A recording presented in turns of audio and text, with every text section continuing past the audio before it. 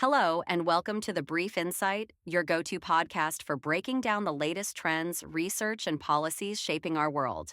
Whether you're passionate about sustainability, global economics, or emerging innovations, this is where we simplify complex ideas to keep you informed and inspired. If you enjoy what you hear, don't forget to like this episode, subscribe to our channel, and share it with anyone looking for insights that matter.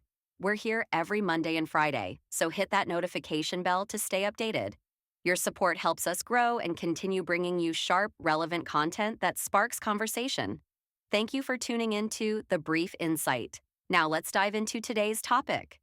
Okay, so today we're diving deep into carbon credits and carbon markets. Yeah, You know, you've probably heard these terms thrown around a lot lately, absolutely. and it can be a little bit confusing to wrap your head around what they actually mean, and more importantly, like why you should even care. Right. So we've got a ton of interesting information here. Yeah. That really shows how these markets are starting to shape up and how they could really impact sustainability. Right. You know, unlock new opportunities, but also like face some real world challenges. For sure. And we see that especially in places like Africa and Thailand that we're going to be looking at today. Right. Okay. So the goal is to like really break this down, kind of cut through the noise Yeah. and give you a solid understanding of like what's going on. Absolutely. So why don't we just jump right in? Yeah, let's do it. I think a good starting point is to sort of establish like what we're actually dealing with here. Right. What are carbon credits? What are carbon markets? Yeah, I think a good way to think about it is like a dual engine for businesses. Okay. Like it's not just about being environmentally responsible anymore. Right. It's really becoming a big part of staying competitive in the world today. Okay, so it's not just like a nice to have, it's becoming like a need to have. Exactly. Okay, so let's back up a little bit. Yeah. Like for someone who's maybe hearing these terms for the first time, what is a carbon credit? So basically, at its simplest form, it's like a token. Okay.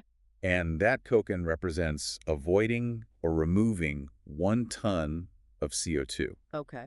or the equivalent amount in other greenhouse gases. So it's like you've done something good for the environment and you get like a certificate or something. Exactly, yeah. Okay, interesting.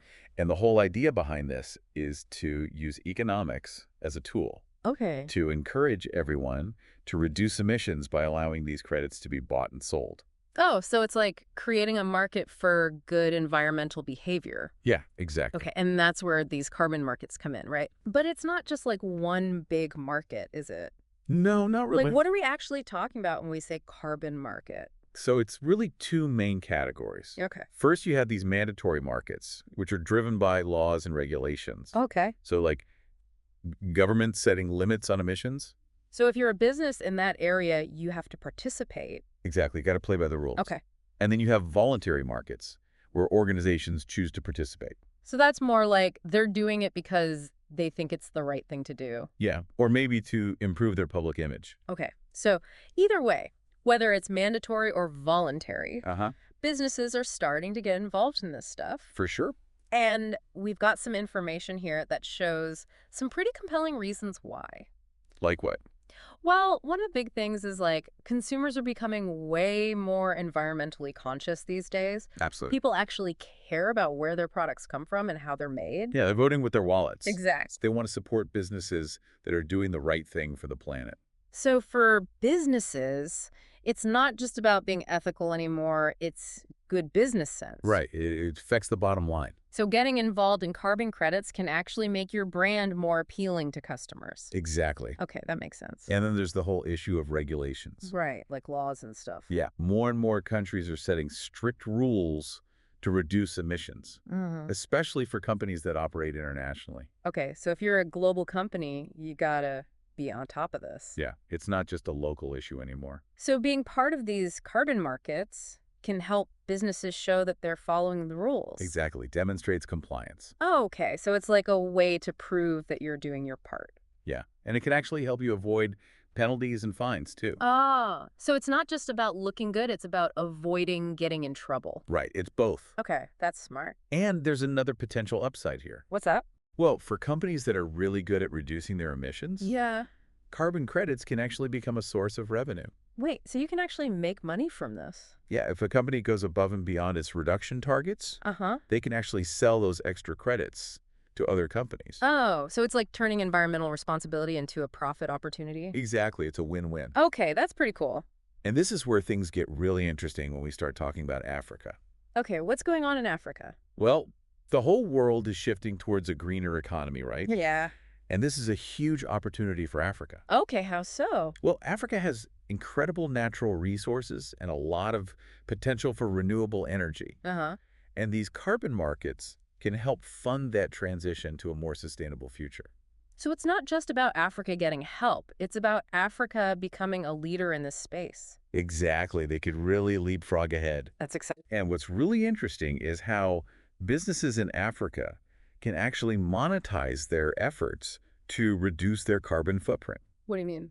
Well, they can generate these tradable emission reduction credits. Okay. And that creates a financial value for their sustainability actions. So it's like they're getting rewarded for doing the right thing. Exactly. And it's not just big companies, right? Yeah, even small and medium-sized businesses can get involved. Oh, that's great. Like even something like decentralized waste management can generate carbon credits. So it's accessible to everyone. Yeah, it's a really powerful tool for economic development. Okay, so let's say a business is like, all right, I'm in, I want to do this. Right. What are the actual steps involved? Well, the first thing they need to do is figure out how much they're actually emitting. Okay, so like measure their carbon footprint. Exactly. And that's not just like a quick Google search, right? No, it's got to be comprehensive and accurate. Okay, so what does that look like?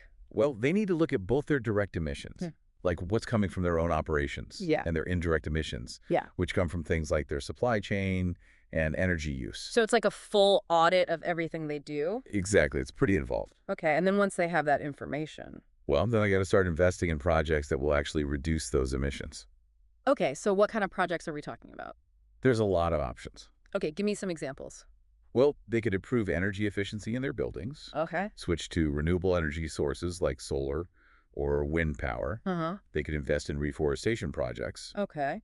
or even adopt cleaner technologies for their manufacturing processes. So there's a lot of different ways to approach this. Yeah, it really depends on the specific business and what they do. And all of these projects are not only good for the environment, but they can also generate those carbon credits we were talking about earlier. Exactly. It's a double benefit. Okay, and then once they've got those credits, they can either sell them or use them to offset their own emissions, right? Exactly. So it's like a two-way street. Yeah, you can be a buyer or a seller in this market. Okay, and that's where those mandatory and voluntary markets come back in. Right. So if a company has to participate because of regulations, they might need to buy credits to meet their targets. But if they're voluntarily participating, they might be selling those extra credits they've earned. Exactly. Okay, so there's a lot of flexibility in how this can work. Yeah, it's a pretty dynamic system. But we keep talking about this carbon market like it's one big thing, but it's actually a lot more complicated than that, isn't it? Yeah, it's not like there's one giant stock exchange for carbon. Okay, so what does it actually look like? It's more like a network of different trading floors, Okay. each with its own specific rules and types of carbon units being traded. So it's kind of fragmented? Yeah, it's not a unified market. Okay, and that makes sense because there are different types of carbon credits and allowances, right? Right. Like, what are we actually talking about when we say, CERs and EUAs and all those acronyms? Yeah, so those are essentially different currencies within the carbon market, Okay. and they're tied to specific regulations or trading schemes. So, like, a EUA is only used in the European Union emissions trading system. Exactly. Okay, so it's important to understand which currency you're dealing with, Yeah, and the value of those currencies can fluctuate. just like regular currencies. Exactly. It's all based on supply and demand. Okay, so if a lot of companies need to buy credits, the price will go up. Exactly. And if there's a surplus of credits, the price will go down. Right. Okay, so it's a market just like any other. Yeah, except it's trading something invisible, carbon emissions. And that's why this UNFCCC global registry is so important, right? Yeah, it's supposed to help keep track of all these different carbon units. So there's at least some level of transparency. Okay, so we've got these different currencies. We've got this global registry trying to keep things organized. Yeah. But then we also have different market segments within this whole carbon market landscape. Right. It gets pretty complex. So let's try to break down these different segments. Okay, good idea. So one that we see mentioned a lot is the Clean Development Mechanism, or CDM. Yeah, the CDM was established under the Kyoto Protocol, Okay. and it's basically a way for industrialized countries Uh-huh. to buy credits from emission reduction projects that are happening in developing countries. Okay, so it's like a way for richer countries to help support sustainable development in poorer countries. Exactly. It's supposed to be a win-win. Okay, and the key here is that these emission reductions have to be voluntary and they have to be proven, right? Yeah, there's a whole verification process to make sure the credits are legitimate. Okay, and the CDM has actually been pretty successful at attracting investment and making these projects more viable, hasn't it? Yeah, especially in sectors like energy, waste management, and infrastructure. Okay, so it's making a real difference. For sure. And then we have something called joint implementation, or JI. Yeah, JI is similar to the CDM, Okay. but it's between industrialized countries. So it's like if one country is really good at reducing emissions, they can sell credits to another country that's struggling. Exactly. Okay, so it's a way for developed countries to help each other out. Yeah, and to meet their overall emission reduction targets.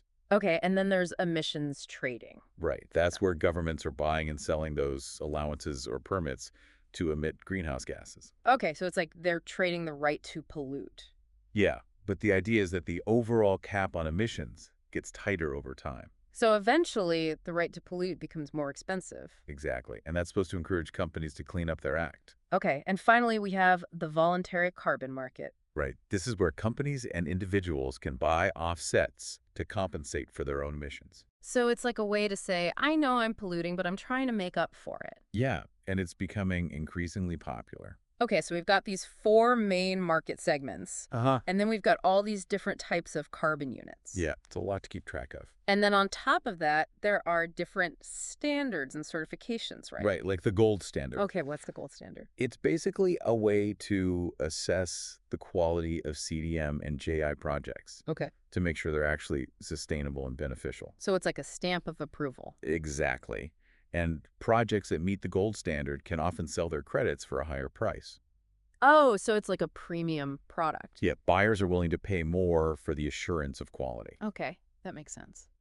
But even with all these mechanisms in place, Yeah. there's still challenges. Especially when we look at places like Thailand and Africa, right? Right. So what are some of the big hurdles they're facing?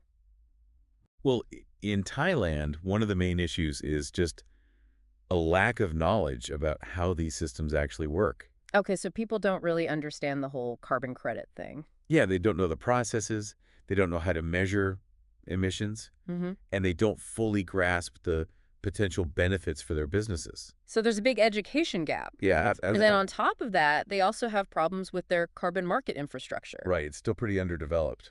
Okay, so what's missing? Well, they don't have standardized trading platforms, Okay.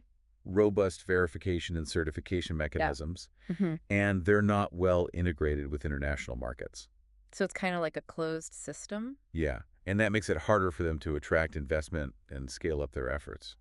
Okay, and then there's also the issue of pricing.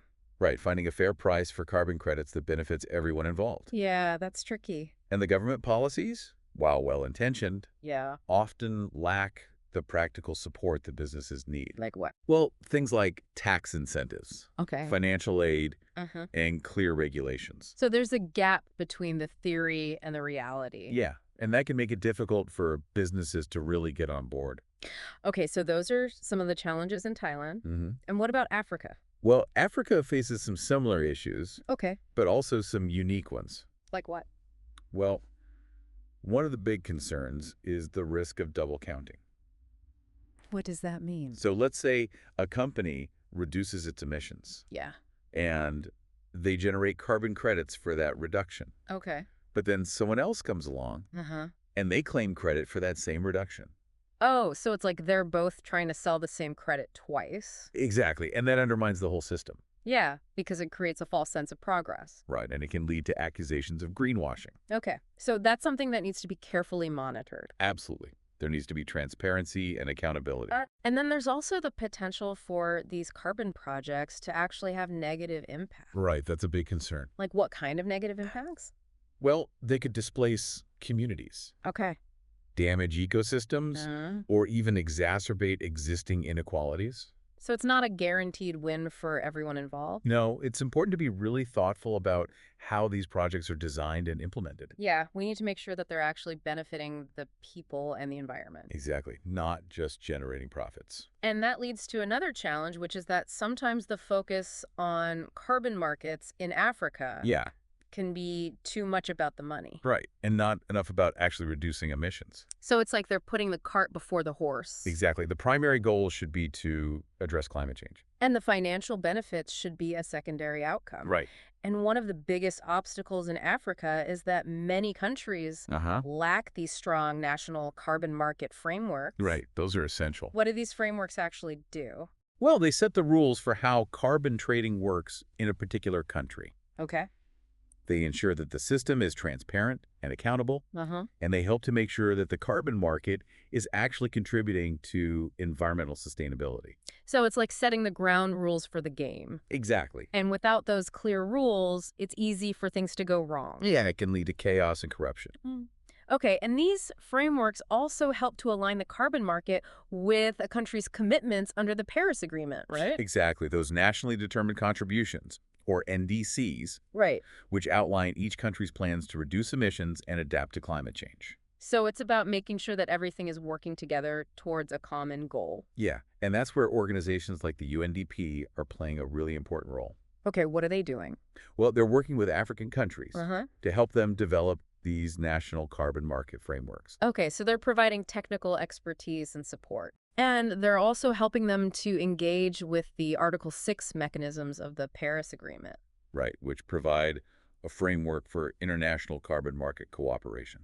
Okay, so it's about connecting the dots between national and global efforts. Yeah, and the UNDP is also working to establish both voluntary and domestic carbon markets in Africa.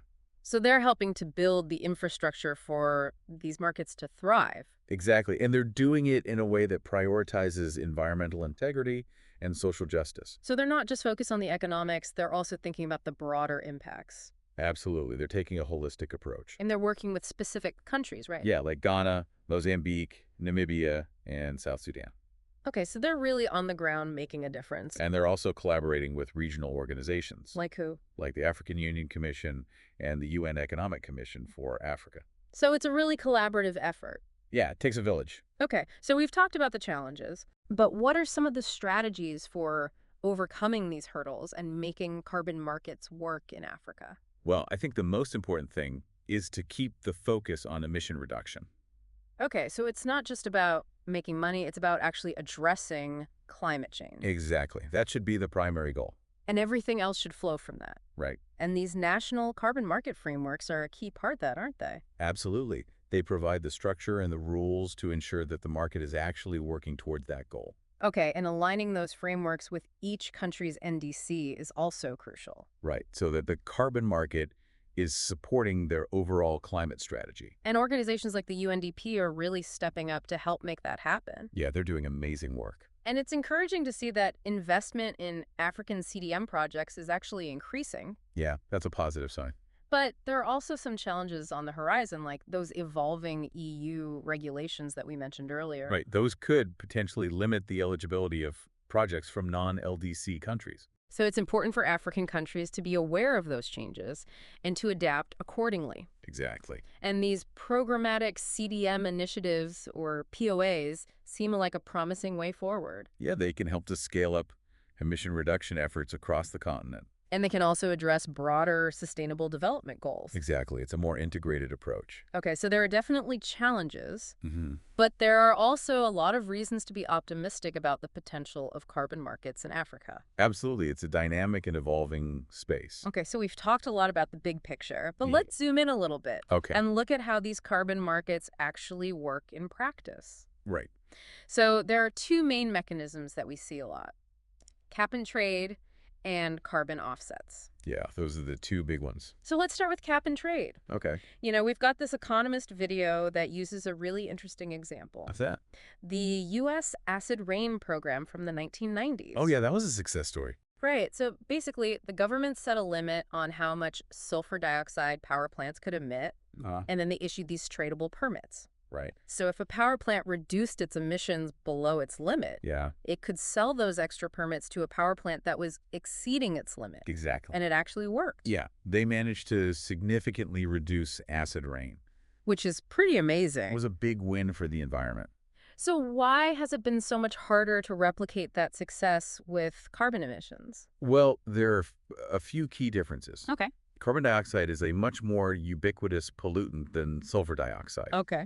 It's produced by a much wider range of activities. Yeah, pretty much everything we do releases carbon dioxide. Right, from driving our cars to generating electricity to producing the food we eat. So it's a much more complex problem to tackle. Exactly. And there's also a lot more political resistance to regulating carbon emissions. Yeah, there are powerful vested interests that benefit from the status quo. So it's a tougher battle. For sure. But the basic principles of cap and trade are still the same, right? Yeah, the government sets a cap on emissions, issues permits or allowances to companies, Yeah. and then those companies can buy and sell those permits based on their own performance. And the cap gets tighter over time. Right, so the price of those permits should go up. Which should incentivize companies to reduce their emissions. Exactly, that's the theory anyway. But in practice, as the video points out, Yeah. carbon prices have often been too low to really make a difference. Right, it hasn't been enough to drive the kind of transformative change that we need. And those economists, Stiglitz and Stern, Yeah. they argue that carbon needs to be much more expensive. Like $50 to $100 per ton by 2030. Which is significantly higher than what we're seeing in most markets today. Yeah, it's a big jump. And the video also raises concerns about fines being too low, Right, they're not enough of a deterrent. enforcement being lax, and problems with measuring emissions accurately. Yeah, it's not always easy to get a clear picture of a company's true carbon footprint. And then there's that whole issue of carbon leakage. Right, where companies just move their operations to places with weaker regulations. So it's like they're just shifting the problem around. Exactly, it's not a real solution. So what needs to be done to fix these problems? Well, governments need to get serious about regulating carbon emissions. Okay. They need to set meaningful caps. And they need to make sure that those caps are actually enforced. And they need to make sure that the penalties for exceeding those caps are high enough to actually deter companies. Exactly, it can't just be a slap on the wrist. And they need to do a better job of measuring emissions. Right, and accounting for both direct and indirect emissions. And they need to find ways to address carbon leakage. Yeah, that's a tricky one. But there are some ideas out there, like carbon border adjustment mechanisms. Right, those are essentially tariffs on imports from countries with weaker climate policies. So it's a way to level the playing field. Exactly, and to prevent companies from just relocating to avoid regulations. Okay, and then there's also the issue of China. Right, China is the world's biggest emitter of greenhouse gases. So what they do really matters. Absolutely, they have a huge responsibility. And they're starting to take this stuff more seriously, right? Yeah, they've implemented their own national emissions trading scheme. Okay, so they're starting to move in the right direction. And they're also investing heavily in renewable energy. So that's good news. Yeah, it's a positive development. And it's interesting to see that carbon prices in the EU have been rising recently. Yeah, that's partly due to the fact that they're reducing the number of permits being issued. So they're making it more expensive to pollute. Exactly. And that should hopefully lead to deeper emissions cuts. Okay, so that's cap and trade. Mm-hmm. Now let's talk about carbon offsets. Okay. So what are carbon offsets? They're basically like a way to compensate for your own emissions Okay. by investing in projects that reduce or remove carbon from the atmosphere. So it's like you're paying someone else to clean up your mess. In a way, yeah. But it's not just about shifting responsibility, right? No, these offset projects can actually have real benefits. Like what? Well, they can help to protect forests, Okay. plant trees, Uh-huh. develop renewable energy projects, Okay. and even capture carbon directly from the air. So there's a lot of different types of offset projects. Yeah, and they can be located all over the world. And the key here is that they have to be verified. Right, absolutely. There needs to be independent confirmation that they're actually reducing or removing carbon. Okay, so how does that verification process work? Well, there are these third-party organizations Okay. that come in and assess the project. Uh-huh. They look at the methodology, Yeah. they collect data, Uh-huh. and they make sure that everything is legitimate. So it's not just based on trust. No, it's a rigorous process. And once a project is verified, Yeah. it can generate carbon offsets. Yeah. And those offsets can then be sold to companies or individuals Right, okay. who want to offset their own emissions. Right. And there are two main markets for carbon offsets. Yeah, the compliance market Okay. and the voluntary market. So the compliance market is where companies that are subject to emissions caps Mm-hmm. can buy offsets to meet their requirements. Exactly. And the voluntary market is where companies and individuals Yeah. choose to buy offsets to reduce their own footprint. Right. It's more of an ethical choice. Okay. And the voluntary market is actually growing really fast, isn't it? Yeah, it's booming. Like billions of dollars are being traded. And it's only going to get bigger. And that's creating opportunities for landowners, right? Yeah, farmers and ranchers can actually generate income by implementing carbon farming practices. So it's a way for them to be rewarded for being good stewards of the land. Exactly. And it's a win-win for everyone involved. Okay, so we've covered a lot of ground here. Yeah, we have. We've talked about carbon credits, carbon markets, cap and trade, carbon offsets. The whole shebang. And we've seen that there are both challenges and opportunities. For sure. Especially in places like Thailand and Africa. Absolutely. So what's the takeaway for our listeners? Well, I think the main takeaway is that this is a complex but important issue. Yeah. And it's something that everyone should be aware of. Whether you're a business leader, a policymaker, Right. or just someone who cares about the future of the planet. Exactly. Because these carbon markets are going to play a big role in shaping that future. No doubt about it. And it's crucial that we understand how they work. Yeah. And that we engage with them in a way that's both effective and equitable. Absolutely. So we encourage you to keep learning about this stuff. Yeah. Stay informed. And to think about how you can be a part of the solution. It's up to all of us. Okay, well, that was a deep dive. It was. Thanks for joining us. My pleasure. And we'll see you next time. Until then.